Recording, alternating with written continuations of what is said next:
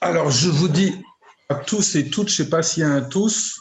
Il y en a qui tous, mais il n'y a pas de tous. Peut-être il y a les toutes. Voilà. Alors, je vous souhaite une bonne après-midi avec beaucoup, beaucoup de soleil dans votre cœur s'il n'y en a pas à l'extérieur. Voilà. Alors, je vous propose un très, très beau texte de Rav Weingart. Pour ceux qui connaissent Rav Ebi Weingart. Voilà.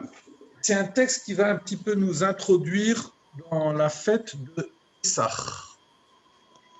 Puisqu'en faisant le décompte, j'ai vu que on ne pourra consacrer qu'une autre séance à la fête de Pessah, parce que la veille de Pessah, je pense qu'on va ne pas se rencontrer, donc on va se rencontrer encore une fois la semaine prochaine. Hein.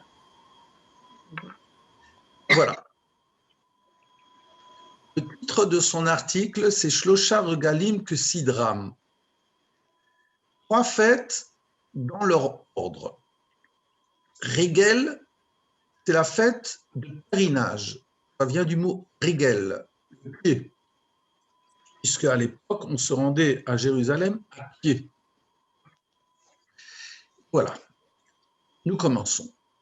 Masechet Rosh Hashanah nous va d'un Rabbi Shimon Bar Yochai. Dans le traité de Rosh Hashanah, nous amenons l'opinion de Rabbi Shimon Bar Yochai. Shemi Shenadar Neder. Quelqu'un qui a fait un vœu, qui a prononcé un vœu, de faire un don. Entre parenthèses, Veze Kolel et Mi Sheitnadef Tzedaka. Par exemple, quelqu'un qui fait vœu de donner à la tzedaka. Rak imavru shlosha regalim sidram. Ce n'est que lorsqu'il y aura eu les 3 fêtes de pèlerinage dans l'ordre chronologique, Lomar, Pessah, Shavuot, ve Sukkot, le Fia Seder, c'est-à-dire la fête de Pessah, la fête de Shavuot, 7 semaines après, et la fête de Sukkot, selon cet ordre-là, l'autre qui aime être hydro, et si à la fin de Sukkot, il n'a pas réalisé son éder, son vœu, il aura transgressé l'interdit, il n'a pas le droit de retarder la réalisation de son vœu. Et donc, de la reine, Nadar Lifnea Pessah, si donc imaginez le fait qu'il fait vœu de donner par exemple au Bedek Habayit, au temple, 5 moutons, Nadar Lifnea Pessah, s'il a prononcé ce vœu avant Pessah, Shlosha Regalim, il y aura les 3 fêtes, Pessah, Shavuot et Sukkot, et à la fin de Sukkot, transgression s'il n'a pas réalisé son vœu. Je m'excuse juste, il y a quelqu'un, je ne sais pas s'il a un micro ou autre chose, mais ça fait un bruit de fond. Ça doit être moi. Alors, je vais arrêter mon micro, je crois que c'est moi. Je ne sais pas qui. Voilà. Oui, je n'entends plus de bruit. Alors donc, s'il a fait ce vœu don avant Pessah, dès qu'il y a 3 fêtes qui ont repassé, il aura transgressé. L'Ifnei Atzeret. Imaginez qu'il ait fait ce même vœu un peu avant Shavuot. Eshlo Chamisha Regalim, il y aura 5 fêtes qui passeront avant la transgression. C'est-à-dire qu'il y a Shavuot, Sukkot, Pessah, Shavuot, Sukkot. Lifnei Sukkot, et s'il fait son vœu avant Sukkot, Bar Regalim, il y aura Sukkot, Pessah, Shavuot et Sukkot. Fête avant la transgression. Il est évident que normalement, dès que l'on prononce un vœu, eh bien, on doit le réaliser le plus tôt possible. Maintenant, à l'époque, lorsque l'on offrait quelque chose, eh bien, on ne pouvait pas payer avec les commodités actuelles.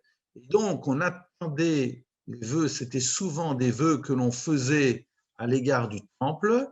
eh bien, on attendait de se rendre au temple pour le réaliser. Voilà. V'omnam, nous mevinim shenotnim lo shalosh izdamnuyot, בשעה שעולה לירושלים, לקיים את נדרו. אך מה עניין הסדר לכאן? Nous comprenons bien le concept qui veut qu'il y ait 3 occasions qui nous sont données, Pessah, Shavuot et Sukkot, lorsqu'il monte à Jérusalem. Mais pourquoi ici faudrait-il un ordre chronologique qui provoque le fait que si donc, comme on l'a vu, j'ai prononcé ce vœu avant Shavuot, j'aurai 5 occasions. Rav Weinbord, va répondre d'une façon magnifique à cette question. J'aimerais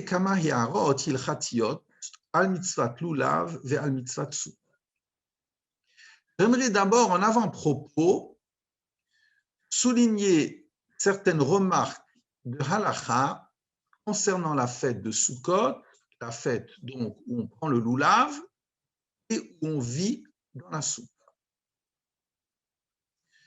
Arba minim matsanu sheyesh drisha shel lachem. À propos du loulav, des 4 espèces, nous voyons qu'il y a l'exigence de lachem pour vous. Minimum pour le premier jour, que le verset nous dira, lachem, yom harishon pri et sadak, vous prendrez pour vous le premier jour, pri et sadak, le fruit d'un bel arbre.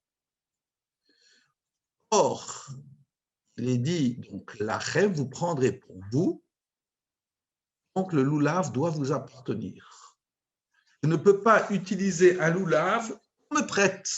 Souvent, dans les synagogues, lorsque quelqu'un n'a pas de loulav, eh bien, il y en a un autre qui lui prête, ou bien il y a un loulav communautaire, c'est pas du tout évident. Le premier jour, vous prendrez pour vous quelque chose qui doit vous appartenir. Et c'est la raison pour laquelle, dans les synagogues, lorsque l'on donne à un enfant un loulav, le premier jour, on est très attentif à ce qu'on fasse d'abord, à ce que l'adulte lui-même fasse d'abord la bénédiction avant de le donner à un enfant. Parce qu'un enfant est capable de prendre, de s'approprier d'un objet, mais il ne le rend pas. Je dois être propriétaire de mon loulav. C'est la raison pour laquelle, comme il est marqué, vous prendrez pour vous cet arbre-là, le fruit de cet arbre, bien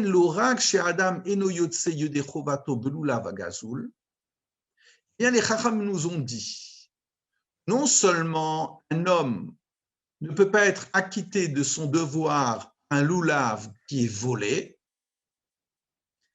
là, av beloulav hashaoul eno yotse, même s'il emprunte un loulav, il est acquitté. Yoter misé, plus que cela, l'orak chez eno yotse beloulav hashaoul, non seulement n'est pas acquitté un objet par un loulav emprunté, la av beloulav hashutafim eno yotse yudechovato. Mais même si c'est un loulav qui appartient à plusieurs personnes, à l'époque ça coûtait cher, on devait mettre peut-être un prix fort pour acquérir en Pologne étrog. Et donc, imaginez-vous la situation où il y a 2 associés, 10 associés qui achètent un loulav. Eh bien, je ne suis pas acquitté. Comme on le voit là-bas,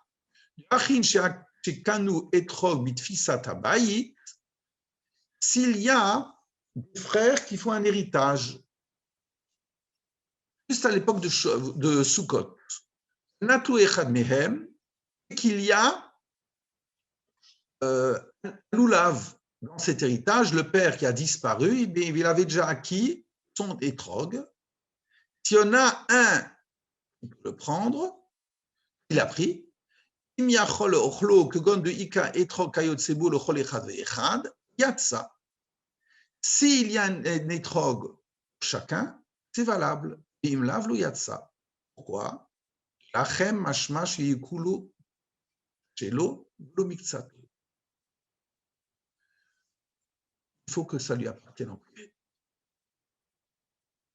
Et donc, nous l'omdim, nous apprenons de cette Gemara.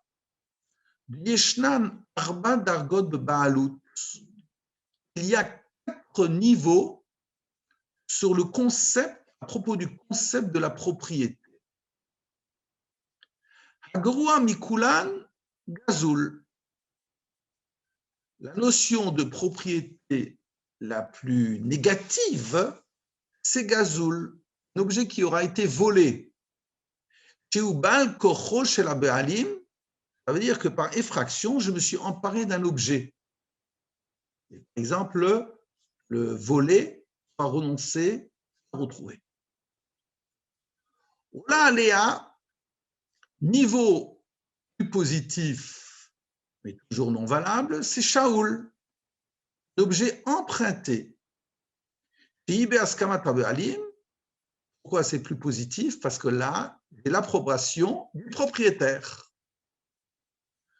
Là, Léa Shutafut, niveau au-dessus, c'est l'objet commun. Où chacun a une partie commune. Ces 3 niveaux ne sont pas valables pour le bouquet de Sukkot.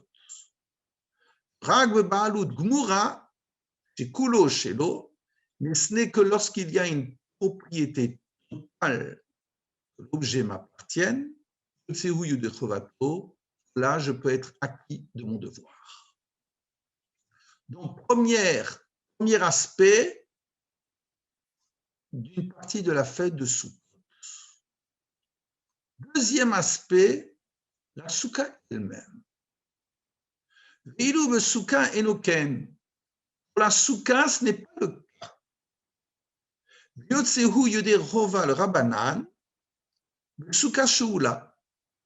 S'il y a une soukha qui est empruntée, ce sera valable.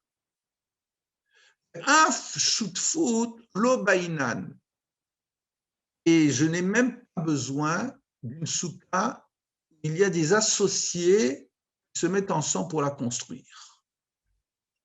D'où sait-on que pour la soukha, que cet espace, par exemple une soukha communautaire valable, parce que le verset nous dira dans Vaïkra, tout résident en Israël habitera dans la soukha. Il est marqué soukot, chaser active, il n'y a pas de vav. La même chez Kol Israël Rouim l'Eshev Soukha Achat, comme si quelque part, les Juifs pouvaient habiter dans une soukha. Alors voilà le paradoxe. Aoulé minadvarim, conséquence. De mitzvah soukha, nigoud le arba minim, shum drisha le baalut.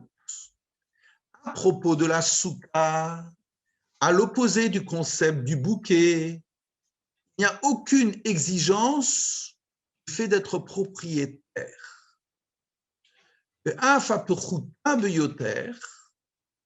Même le niveau de propriété le plus bas, même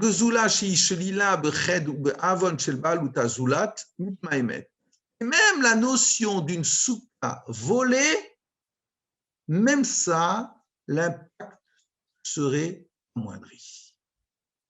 Alors, je vis donc dans un endroit où je n'ai pas besoin d'être propriétaire, à différence du loulav où je dois être propriétaire.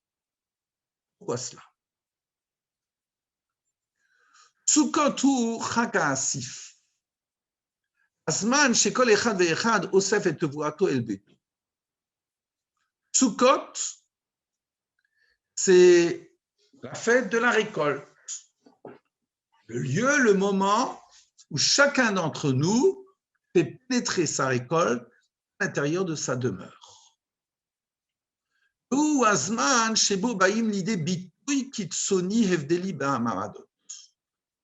Ce sera donc le moment où il y aura une expression des extrêmes différences de fortune. Chez le Echad yesh asif arbe, lorsqu'une personne a une très belle récolte, par exemple parce qu'il a beaucoup de champs, le Echad rak me'at, alors qu'un autre aurait une toute petite récolte. Le Echad shenelas mitor iuno limkor sadeu, celui qui aura été forcé suite à une pauvreté, à une indigence de vendre son champ, un asif klal, il n'aura pas du tout de récolte. Dafka az, c'est précisément à ce moment-là, que la Torah m'a demandé d'abroger toutes les différences sociales afin qu'un homme ne s'enorgueillisse pas de ce qu'il possède. Chacun doit sortir de sa maison, de son palais, il doit se rendre dans un espace temporaire, où il y a 3 murs et cela suffit, avec un toit chancelant. Sham yocholim kulam lachush shave b'shave, là chacun dans cette soukha collective, et on se sent à égalité avec l'autre. Tout résident en Israël doit s'asseoir dans la soupe. Voilà, c'est clair. Omnam, gam bepesach anu niskarim she'avadim hayinu be'eretz Mitzrayim. Pesach, lui aussi, c'est le moment où nous devons nous souvenir que nous avons été esclaves de la terre égyptienne. C'est la raison pour laquelle, au début de la Haggadah, nous allons témoigner, nous allons dire Kol dirfin yeteve yechol, Kol ditzrif yeteve yifsach. Celui qui est dans un moment difficile, il est le bienvenu. Celui qui est dans le besoin, il vienne et qu'il passe Pesach avec nous. Donc il est aussi invité.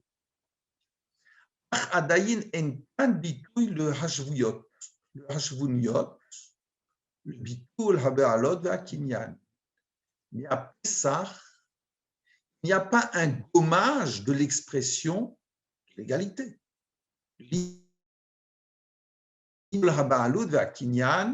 Disant qu'il n'y a plus de riches, il n'y a plus de pauvres, il y a une égalité de la fortune, du tout. Rabahu beveto, au contraire, celui qui invite dans sa demeure, harmono dans son palais, mazmin et anitzrachim, l'invite, le nécessite. Donc, il pose bien la question. À Soukot, dans la demeure, je dois quitter ma propre demeure, me retrouver à égalité avec l'indigent, à Pessah, j'invite, mais je reste toujours le propriétaire. Basuka yoshvim anu betsila de emnuta. À Soukot, j'habite dans ce que l'on appelle, d'après le Zohar, sous l'ombre de la Emouna,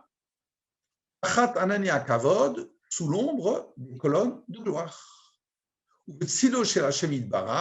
L'ombre du Saint béni soit-il. Là nous shavim, et là nous sommes tous en ashirim ve enanim, il n'y a ni riche ni pauvre. Ashir lo yarbe ve adal lo yamit mimbachatzit shekel la tête et trumat Hashem.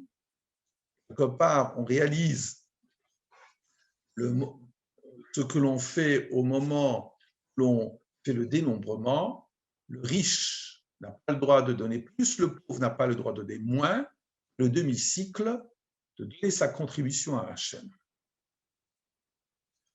Chez Monim Asara le Minyam, Kula Shavim Hem. Lorsqu'il y a 10 personnes que l'on compte pour le Minyan, Shavim Hem, elles sont à égalité. En le Baal Hamaot, Mishkal Yeter, celui qui est riche n'a pas plus de poids que l'autre. Il est souvent dit que lorsque quelqu'un, en tout cas à l'époque, n'avait pas de travail, était au chômage, ils viennent au Minyan.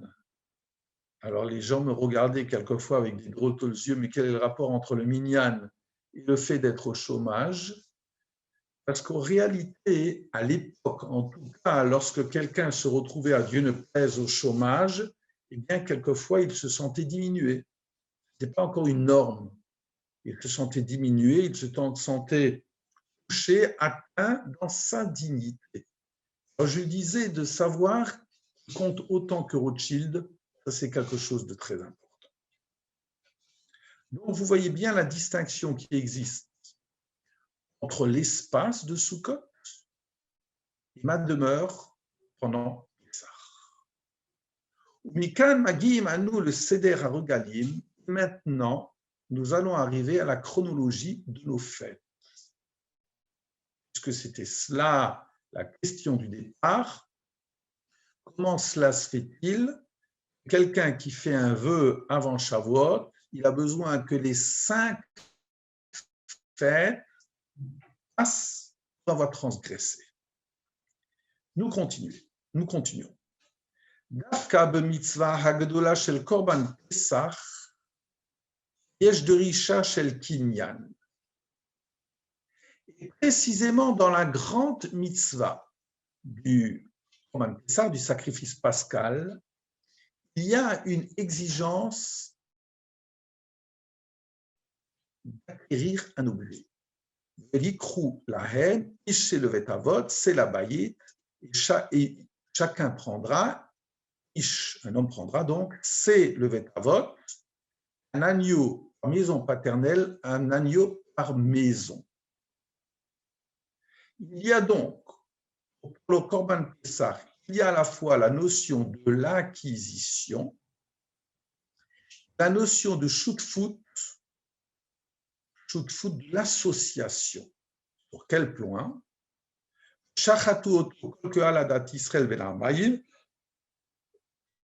Et l'assemblée de témoignages d'Israël fera la shrita de l'animal vers le soir.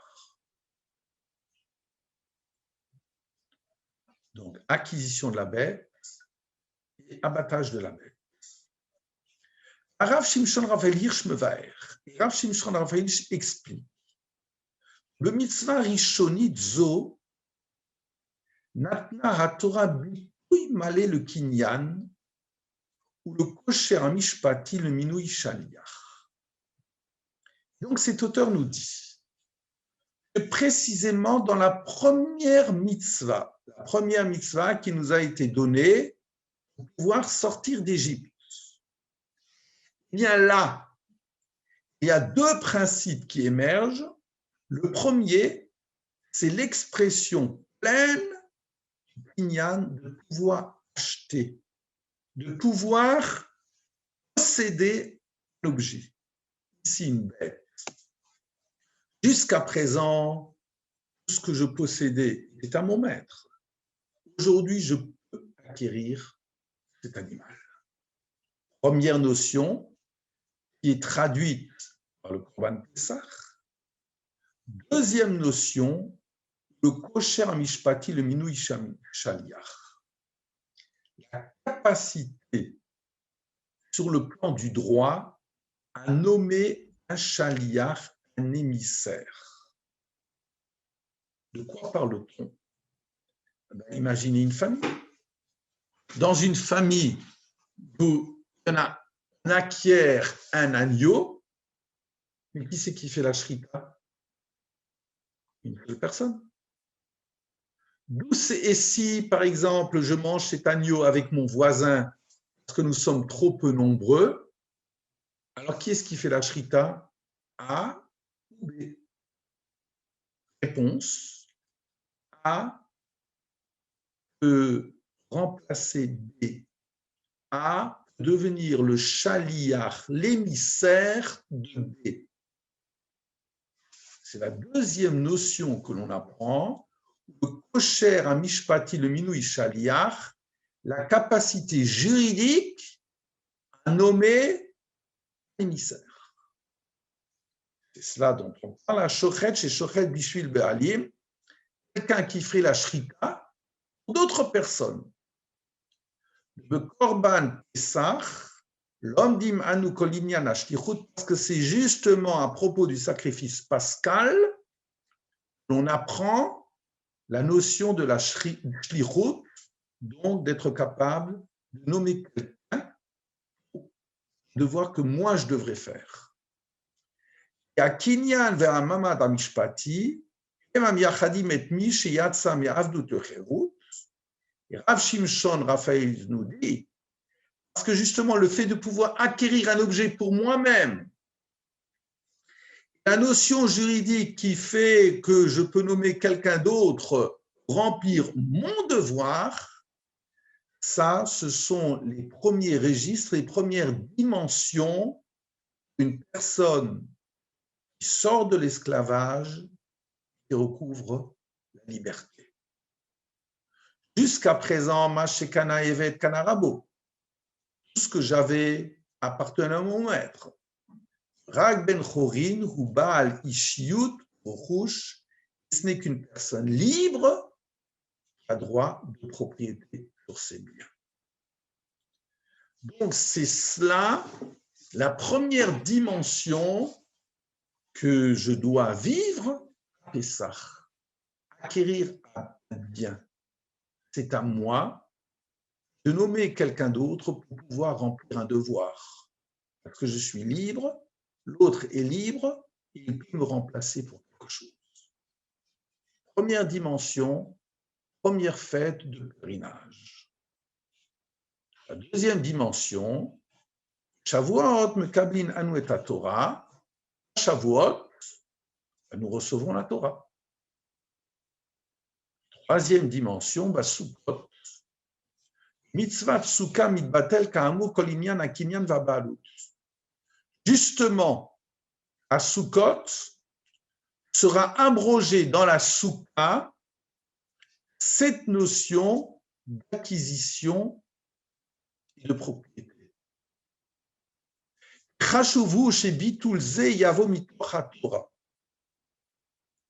Alors, il est important d'abord de savoir que cette renonciation est donnée par la Torah. המשטרים שרצו לבטל את קניין, את הבעלות בסופו של דבר, בשם האידיאל הגדול של הנהגת שוויוניות, גזלו, עשקו, רמסו, רק המירו קניין בקניין.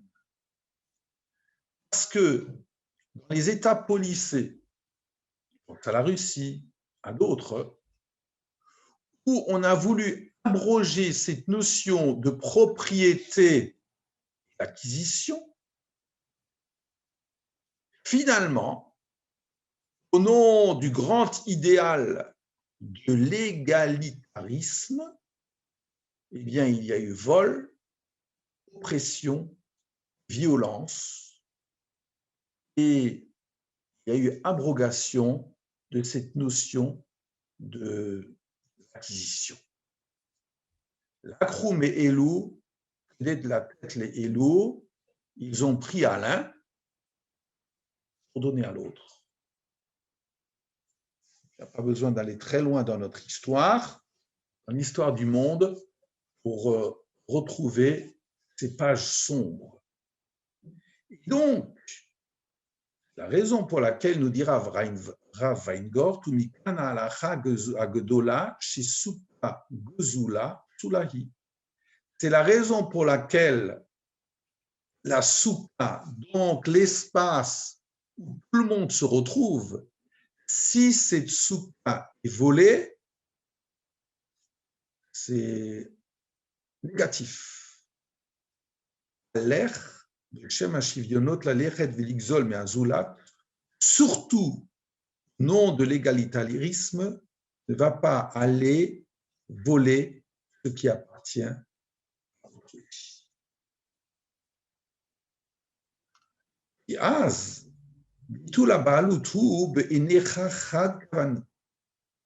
Parce que dans ce cas-là, au nom de l'État, au nom de la collectivité, eh bien, la notion de propriété, à tes propres yeux, ne pourrait avoir qu'un sens. Yachas le reacha, achlo biyachas le atzmecha, c'est-à-dire que tu pourrais t'imaginer pouvoir posséder, saisir des biens d'autrui, mais surtout que toi ne dois rien. Adraba, exactement le contraire pour nous juifs. Omnam ha-Torah doreshet miyamcha, shetityaches el ma sheyesh locha, ilu ze lo shelcha. Tu devrais arriver à vivre le fait que tes biens, c'est comme s'ils n'étaient pas à toi. Akol me'Hashem titbarach, mais qu'ils proviennent du Saint béni soit-il, ein ze ela kedon biyadecha, et que tes biens soient un objet qui t'est confié. Voilà le regard que tu devrais porter vis-à-vis de ta fortune.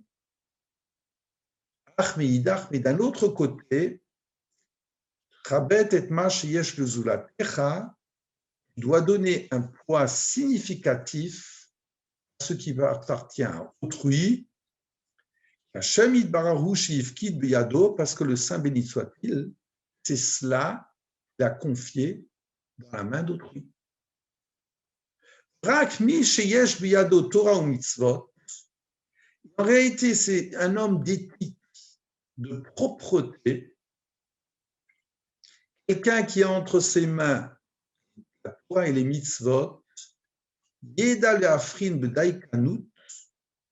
c'est quelqu'un qui soit distingué avec précision, le hazen et advarim, de sous-peser les choses, lo yeler, le kitsuniut, n'ira pas dans des extrêmes, lo yomar, et qu'ils ne disent pas imbalut enkan, s'il n'y a pas de propriété, yacholani la kachat edma sheyesh biyad kaveri, eh bien alors je peux m'emprunter de ce qui appartient à autrui. Donc, c'est extraordinaire. On arrive à la conclusion quelque part. Reprenons la question. Pourquoi faut-il les 3 fêtes de pèlerinage dans cet ordre chronologique?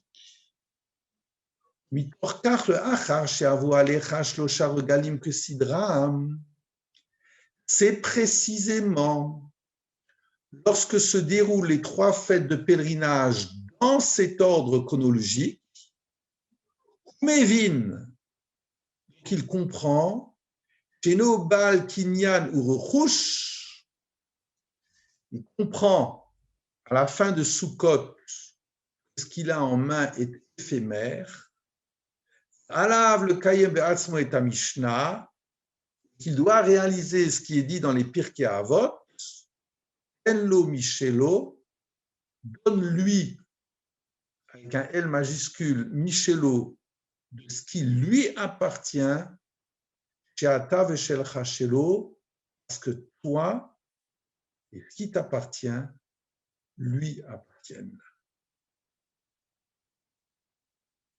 Voilà. En vieux français, on dit par exemple, pourvu que Dieu me prête vie. Le vieux français est toujours très intéressant. La vie aussi est un prêt, comme mes biens. Donc, à la question, bon, je continue si vous voulez, je vais répondre à la question. Et donc, si une personne, après les 3 fêtes de pèlerinage, Daïn caché le vater al shelo, des difficultés à se dessaisir de sa fortune, et il est toujours collé à ses biens, c'est comme s'il avait transgressé là le fait de ne pas remplir son vœu,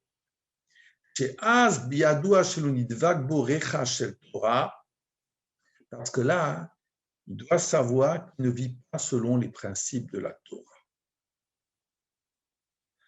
Alors, en réalité, nous dit Rav Weingart, c'est qu'à travers, donc je reprends la question et comment il y répond. Question, comment cela se fait-il qu'à partir du moment où j'ai fait un vœu, j'ai eu 3 occasions de remplir ce vœu et si je ne l'ai pas fait, j'ai transgressé, mais que ces 3 fêtes de pèlerinage doivent être dans certains ordres? Réponse, parce qu'à Pessah, j'apprends à acquérir. Et à Sukkot, j'apprends à me dessaisir. Pour se dessaisir, il faut d'abord être capable d'acquérir. Voilà.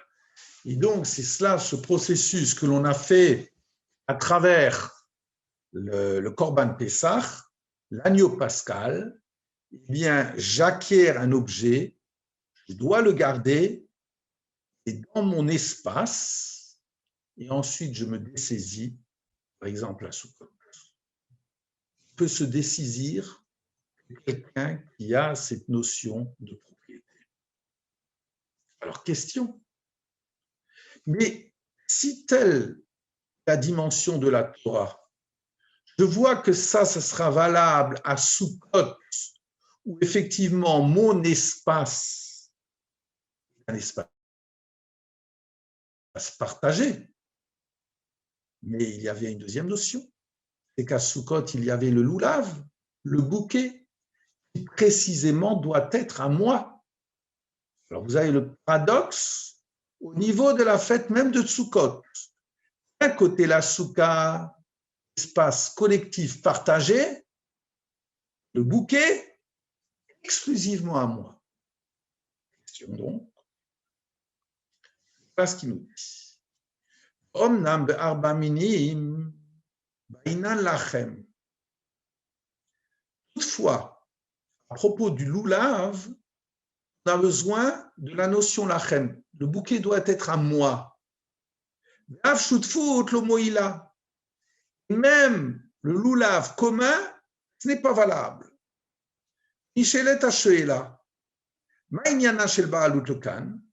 Alors se pose la question, pourquoi ici jaillit cette notion de propriété?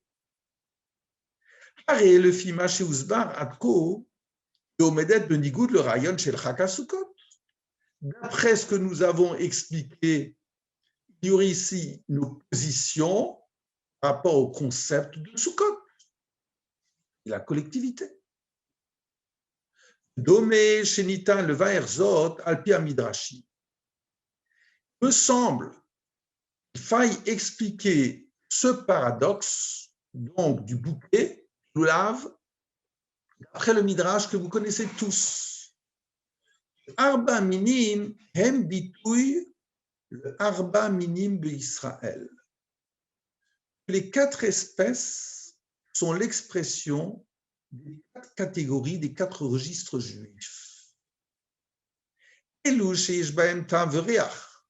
Ceux qui ont du goût, une bonne odeur,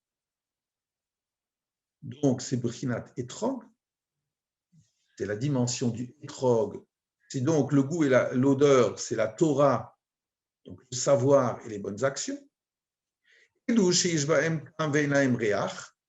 Deuxième catégorie, ceux qui ont du goût et qui n'ont pas d'odeur.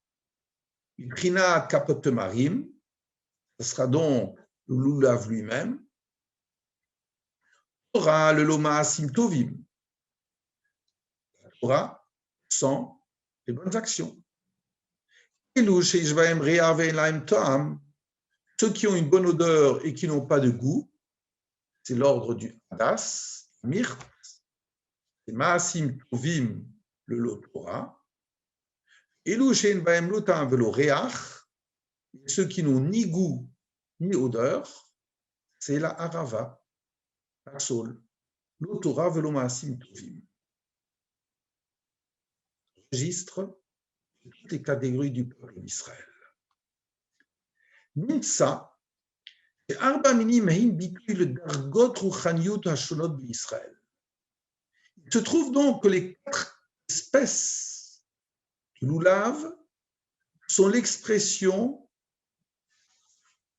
des registres spirituels différents du peuple. הנה בעוד שמצוות סוכה באה לטשטש ולמחוק את ההבדלים, הפערים הכלכליים בישראל. Alors que la mitzvah de la soukha vient plus justement pour abroger, pour effacer ces distinctions et les fossés économiques qui existent au sein du peuple. L'onitan b'makbil le tashtesh v'nimchok et ha'evdelim haruchanim, mais tu n'as pas à essayer d'effacer ces différences sur le plan spirituel. Milim acherot, en quelques mots. Arba milim hein bitui le kinyan ruchani et klechad rochesh le atzmo. Les 4 espèces, c'est l'expression de la qualité, de l'acquisition spirituelle que chacun acquiert pour soi-même. Dishva ima shekatuv sham behem shera midrash, et regarde la suite du midrash sur les 4 espèces. Kol atzmotai tomarna Adonai michamocha. Dans les psaumes, tous mes os, tout mon être disent Hachem est comme toi. Donema pasukze et la bishvil lulav, ce verset-là parle du lulav. Shidrat shel lulav domé le shidrat shel adam. La colonne vertébrale du lulav ressemble à la colonne vertébrale de l'homme. Hadas doma le ayin. Le hadas, la myrte ressemble à l'œil, avec la pointe. La harava, le saule, nous fera penser à la bouche. Le étrog domé, il y a une faute, lève, au cœur. Amar David, en bechol ha'evarim gadol me'elu, ten shkulin que la gouf. Eh bien, tous ces membres contribuent à Kol Atzmotai Tomarna, mon être. Mes os expriment qui est comme toi. Inyanzet Sarich Liot Ishi, l'acquisition de ce bouquet, c'est un travail personnel. Kartem Lachem, personne ne peut le faire à ma place. Un homme ne peut se contenter de l'élévation spirituelle de son prochain. Mais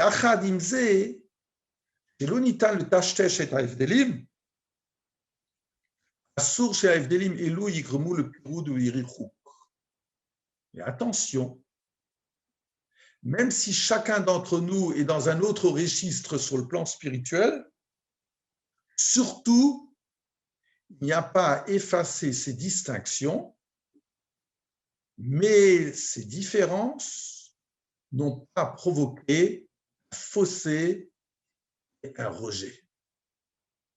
O shemi shenidmelo shekana kinyan ruchani gadol mechavero yistakel al chavero milmala le mata.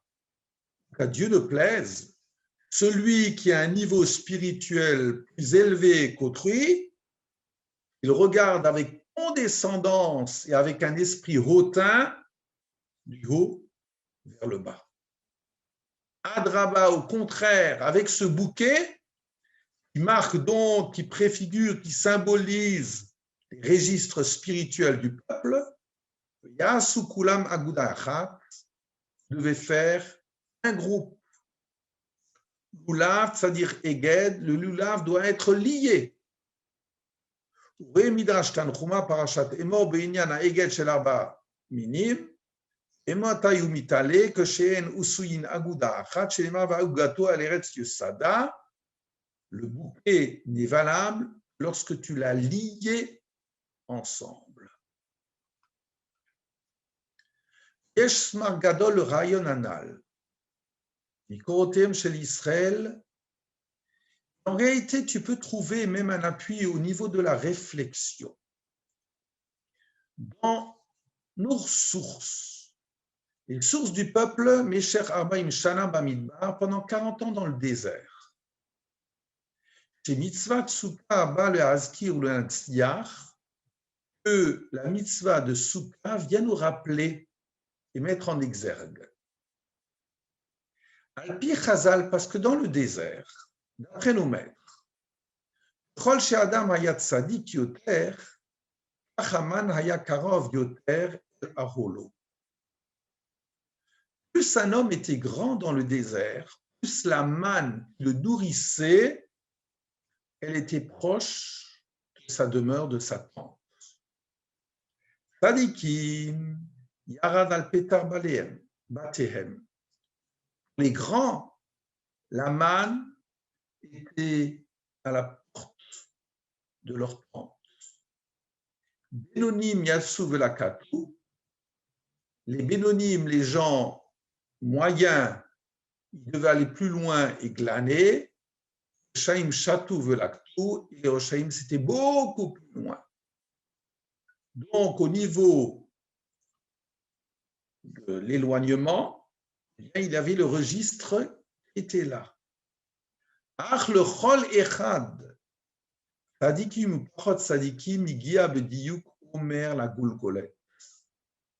Mais pour chacun, les tzadikim et ceux qui n'étaient pas encore tzadikim, chacun avait la même chose sur le plan nutritif, c'était un omer par personne. Donc, hevdelim ou haruchanim lunitashtushu. Les distinctions spirituelles n'étaient jamais effacées dans la différence de l'espace à chercher sa nourriture.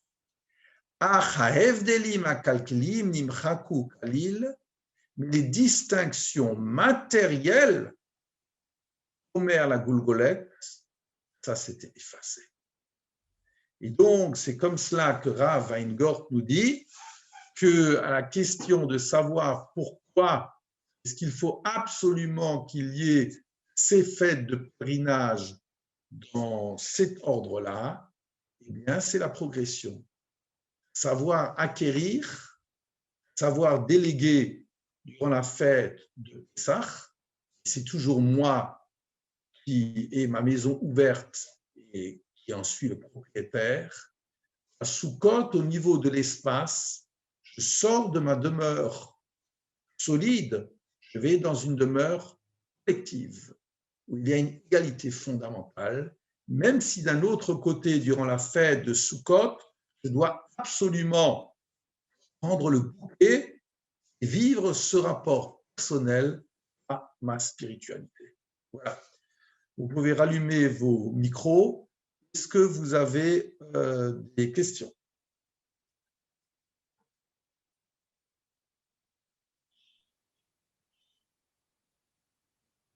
Voilà. Je n'entends rien. Ah, est-ce qu'il y a une...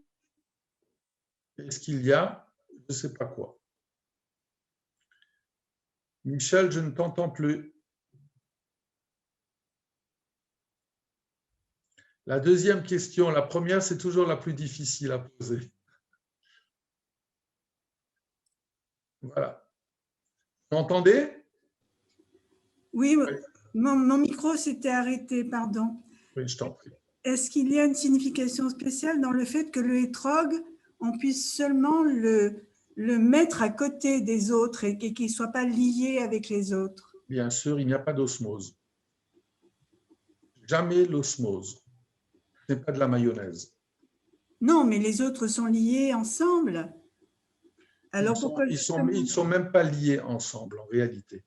Ils ne sont pas liés ensemble. Aujourd'hui, on prend un panier n'est absolument pas obligatoire. On prend le bouquet ensemble, mais chaque catégorie doit garder sa spécificité. Et s'il en manque une, le bouquet n'est pas valable. D'accord. Voilà. Est-ce qu'il y a d'autres questions? Et pourquoi on retourne l'étrog? Ah, ça c'est un autre problème. C'est un problème de halakha vers la asiatan. Parce qu'à partir du moment où j'ai pris un étrog, eh bien c'est comme si j'avais déjà rempli mon devoir. Et c'est la raison pour laquelle, si j'ai rempli mon devoir, je n'ai plus à faire de bénédiction. Ça serait ce qu'on appelle une bracha levatala, une bénédiction inutile. Et donc, je prends le étrog à l'envers et je fais la bénédiction alors que le étrog est à l'envers.